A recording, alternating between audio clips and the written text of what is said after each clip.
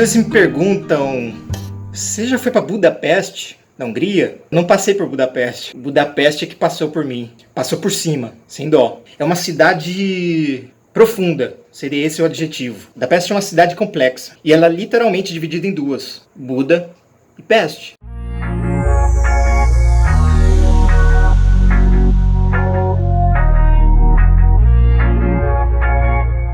E é uma cidade que me deu uma lição muito importante também, que eu nunca mais me esqueci. Mas antes, eu preciso lembrar como que eu cheguei em Budapeste. Foi da pior forma possível. Cheguei de ônibus, cheguei à noite, eram umas 11 horas da noite, e eu me esqueci completamente que, primeiro, a Hungria tem moeda própria, eles não trabalham com euro. E segundo, casas de câmbio não ficam abertas às 11 da noite numa rodoviária.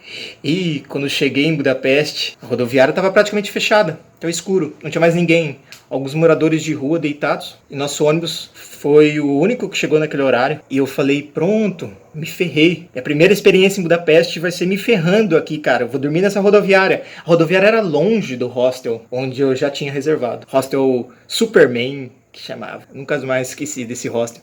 Hostel Superman. E é uma ironia, né? Mas a gente sempre se envolve nessas experiências incríveis que acabam salvando a nossa pele e que a gente nunca mais esquece. Eu conheci ninguém menos que uma brasileira, chegando naquele mesmo ônibus, e não apenas isso, sentada exatamente ao meu lado. Ela também estava fazendo mochilão.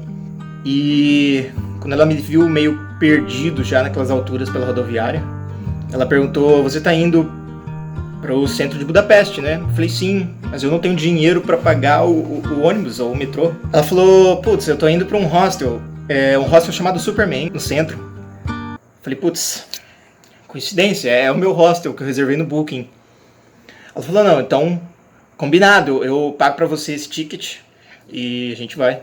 Pô, naquele momento, finalmente, cara, alguém tinha salvado a minha vida. Eu tava realmente preocupado com o que eu ia fazer aquela noite na rodoviária, e eu acabei fazendo uma amizade que me levou ao hostel que eu precisava ir. Eu passei 3 dias em Budapeste. É uma cidade incrível, diga-se de passagem, cara, vale conhecer, vale muito conhecer Budapeste. E com ela, com essa garota, muito gente fina, cara, muito incrível, e que hoje eu não tenho mais contato dela nas redes sociais, não me recordo o nome dela também, mas ela me ajudou muito naquela viagem e foi muito legal, cara. E junto com ela a gente conheceu outras pessoas, um cara italiano que também juntou com a gente, e foi muito legal. E eu lembro também que certa noite eu conheci 4 malucos, cara. 4 malucos da Bielorrússia, todos tatuados, cara, carecas, completamente bêbados, brincando de bater um no outro dentro do hostel, na cozinha. Um brincando de empurrar e dar soco no outro. Eram amigos. E aí começaram a conversar sobre o Brasil. Enfim, uma experiência meio nada a ver, mas serviu para eu conhecer. Eu não conhecia ninguém da Bielorrússia, e também para entender um pouco da complexidade daquele país. Eu não conheço ainda a Bielorrússia, eu tenho vontade de conhecer. Mas é um país com uma história muito complexa e, portanto, com pessoas com histórias de vidas complexas também. E isso foi importante para mim, para a gente não julgar as pessoas somente pela aparência. Budapeste é uma cidade que a gente também não pode julgar só pela aparência. Quando a gente visita as lojas, os bares, os restaurantes, enquanto caminha, acha que tudo é meio vazio, tudo é meio parado. Eu me lembro uma vez, passeando com essa amiga que fiz lá, a gente se aproximou de um bar com uma portinha pequena, e quando a gente entrou, era um espaço maior, bem mais amplo do que a impressão que dava por fora, mas ainda estava meio vazio, tinha umas 10 pessoas. Tirei até algumas fotos, porque a decoração era muito doida.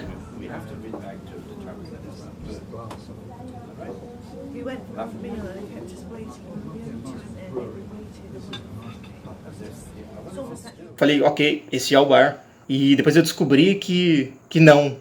Aquele lugar era uma entrada para um ambiente subterrâneo absurdamente grande. Quando a gente desceu as escadas, como num labirinto, e andamos por um corredor escuro, dobramos à direita, dobramos à esquerda, e de repente eu me deparei com uma boate subterrânea, absurdamente lotada e gigantesca. Devia ter umas 300 pessoas dentro daquele lugar. E olhando de fora você não tem a menor noção de que aquela porta vazia, aquele barzinho com 15 pessoas, dava lugar para uma boate com 300 pessoas no subsolo. Tipo, 4º andar subsolo, realmente. E grande parte dos bares de Budapeste são desse jeito. Vazios por fora, mais ou menos vazios por dentro. E aí, quando a gente vai para as profundezas, para o subsolo, A gente descobre um outro universo completamente cheio de gente, música e universo paralelo. Foram muitas noites desse tipo. Muitas não, foram 3 noites. Muitas em termos de experiência mesmo. Foi fascinante. Budapeste realmente passou por cima de mim e me deu essa lição. Tanto os belorussos do hostel, quanto os bares de Budapeste, como toda aquela atmosfera. Ela nos convida a refletir que a gente não pode nunca julgar as coisas pelas aparências. Que as coisas são sempre muito mais incríveis, muito mais vivas, muito mais profundas, muito mais marcantes quando a gente resolve assumir, encarar o desafio de conhecer o subsolo, de descer as escadas, de atravessar os corredores e de vivenciar tudo aquilo que se pode vivenciar quando a gente deixa para trás o solo das aparências. Muito obrigado a você que assistiu esse vídeo até o final. O objetivo dessa série Crônicas de Viagem é resgatar algumas das minhas memórias, algumas das minhas experiências viajando para o exterior, porque afinal de contas tem um aspecto da memória mesmo. A gente com o tempo vai esquecendo de tudo que viu e vivenciou nas viagens. Então, muito obrigado para você que assistiu esse conteúdo até o final. Outros vídeos com outras histórias vou estar gravando aí nos próximos meses. E a minha sugestão para você que é viajante também, tem um hábito de viajar, seja pelo Brasil ou pelo exterior, é que também registre suas memórias. Registre por escrito, registre em fotos, registre em vídeo. E também, se possível, quando voltar para casa, registre essas histórias de forma sensorial, assim como eu fiz, ou seja, sons, sabores, olfato, certo? É bom porque facilita com o tempo você retomar essas lembranças e é muito gostoso de vez em quando a gente revisitá-las. Então, muito obrigado por ter assistido esse conteúdo até o final. Se você é nosso seguidor, agradeço, compartilhe com seus contatos. Se você não é inscrito ainda no canal Grandes Destinos, por favor, inscreva-se. Curta esse conteúdo, compartilhe com seus amigos, comente, ative o sininho e nosso Instagram, se você não segue, é @canal Grandes Destinos. Meu nome é Paulo Vitor Fanara e muito obrigado.